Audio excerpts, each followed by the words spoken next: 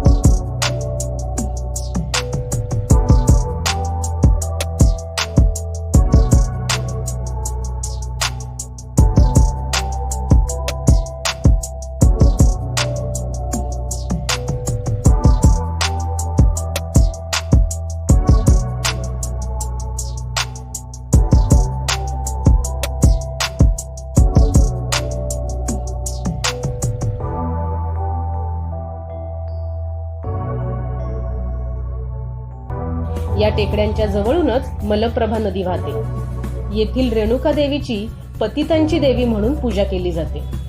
हे ठिकाण तर बेळगाव पासून साधारण 90 किलोमीटर अंतरावरती आहे।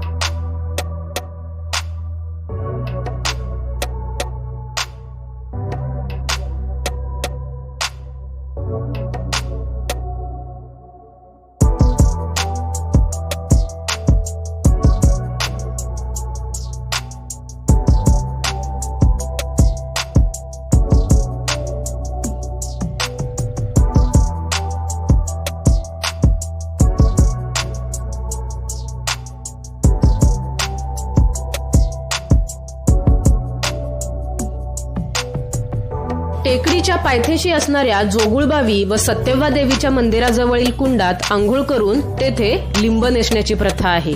त्यामुळे संकटे दूर होतात असे भक्तांचे मानणे आहे।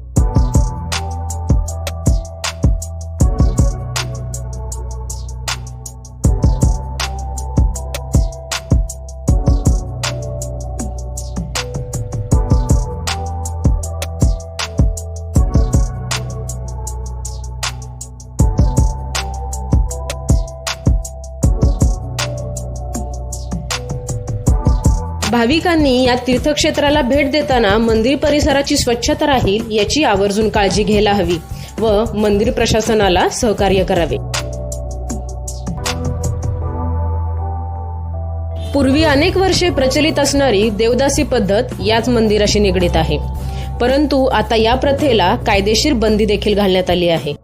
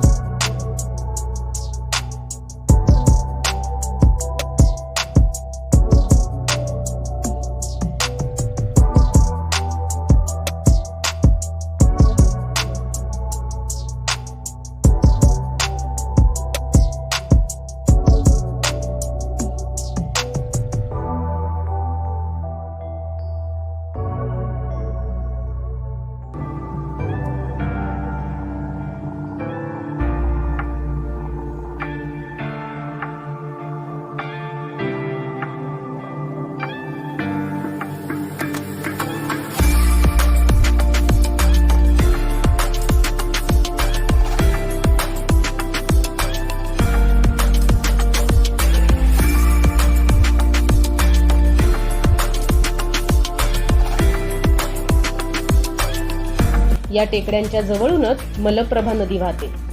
येथील रेणुका देवीची पतितांची देवी म्हणून पूजा केली जाते. हे ठिकाण धारवाड पासून अंदाजे 40 किलोमीटर तर बेळगाव पासून साधारण 90 किलोमीटर अंतरावरती आहे.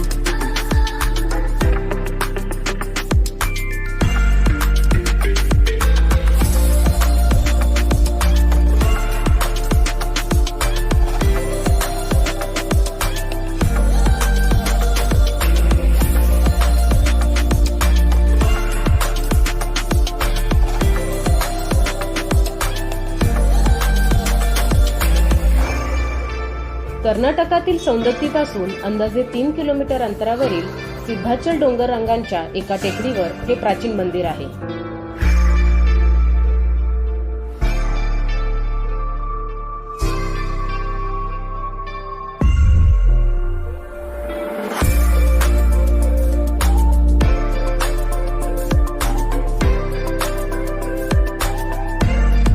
वर्षभरातील विविध सण, नवरात्री, पौर्णिमा या दिवशी देखील कर्नाटक, महाराष्ट्र, आंध्र प्रदेश, गोवा इत्यादी ठिकाणाहून भाविक मोठ्या संख्येने येथे दर्शनास येतात.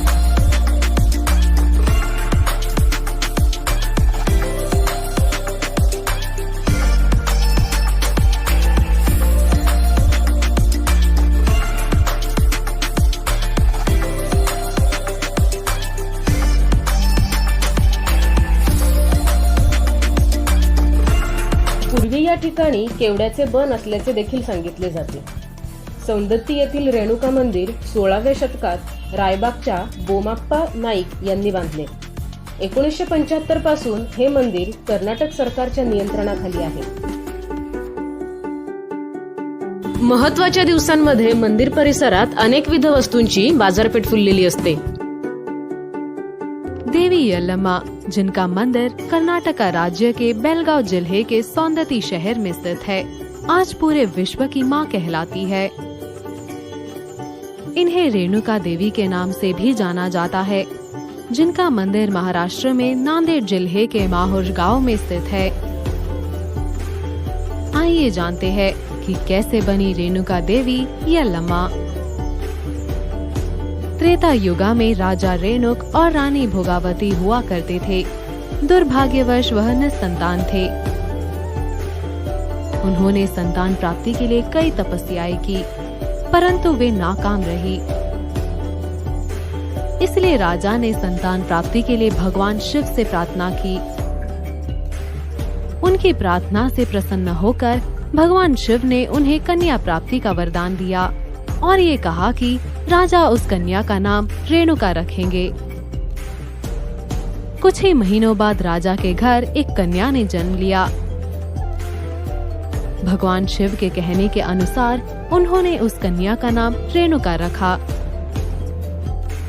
रेणुका एक सुंदर और आज्ञाकारी राजकुमारी होने के साथ साथ शिव भक्त भी थी. एक दिन जब वे जंगल से लौट रही थी, तब उन्होंने जंगल में एक आवाज सुनी. वह उस आवाज का पीछा करते करते उसके पास गई और जब वहां पहुंची तब देखा कि ऋषि जमदग्नि भगवान शिव की प्रार्थना करने में मग्न है. रेणुका उसी क्षण ऋषि जमदग्नि की ओर आकर्षित हो गई और उनकी तपस्या रोककर रेणुका ने ऋषि जमदग्नि के सामने विवाह का प्रस्ताव रखा. परंतु जमदग्नि ने उनके प्रस्ताव को ये कहकर ठुकरा दिया कि रेणुका एक राजकुमारी है और वह एक तपस्वी. आखिर में ऋषि अगस्त्य के मनाने पर ऋषि जमदग्नि इस विवाह के लिए मान गए.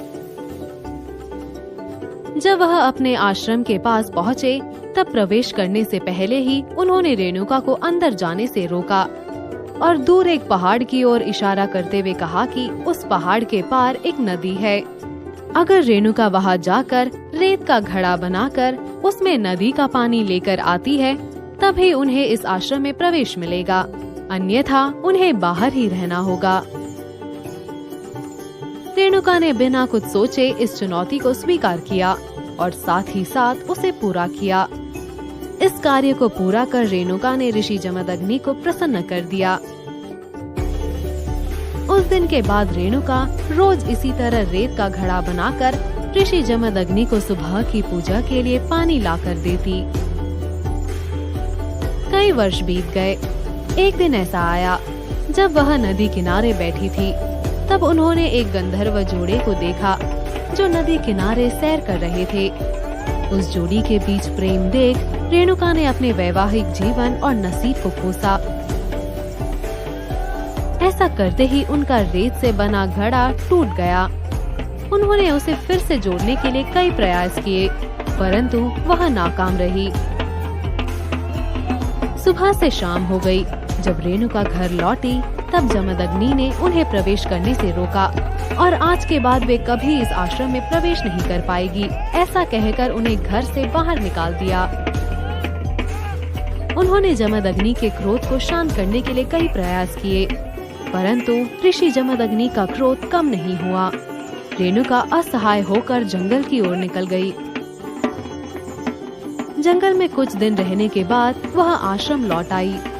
जमदग्नि का क्रोध शांत नहीं हुआ था। उन्होंने वहाँ उपस्थित अपने चारों पुत्रों को ये आदेश दिया कि वह रेणुका को मृत्यु दंड दे, परंतु चारों ने ऐसा करने से मना कर दिया। उनके पांचवें पुत्र परशुराम, जो भगवान विष्णु का अवतार थे, वह अनुपस्थित थे और जब वे लौटे तब जमदग्नि ने उन्हें इस कार्य को पूरा करने के लिए कहा। अपने पिता का मान रखकर परशुराम ने रेणुका का सर धड़ से अलग कर दिया। परशुराम से खुश होकर ऋषि जमदग्नि ने उन्हें उनकी किसी भी इच्छा को पूरा करने का वरदान दिया। परशुराम ने उनसे ये इच्छा मांगी कि वह रेणुका के प्राण वापस लेकर आए। ऐसा कहते हैं कि जब परशुराम रेणुका का सर धड़ से अलग करने ही वाले थे, तब रेणुका के बचाव के लिए एक स्त्री उनके सामने आ गई और रेणुका के साथ साथ परशुराम ने उस स्त्री का भी सर धड़ से अलग कर दिया। जमदग्नि के आशीर्वाद की वजह से रेणुका और स्त्री के प्राण तो लौटे, परंतु उनके शरीर और मस्तक एक दूसरे के साथ बदल चुके थे और इस तरह स्त्री का मस्तक प्राप्त रेणुका को जमदग्नि ने पत्नी के तौर पर स्वीकार किया और रेणुका का मस्तक प्राप्त स्त्री को यल्लमा के नाम से पूजा जाने लगा।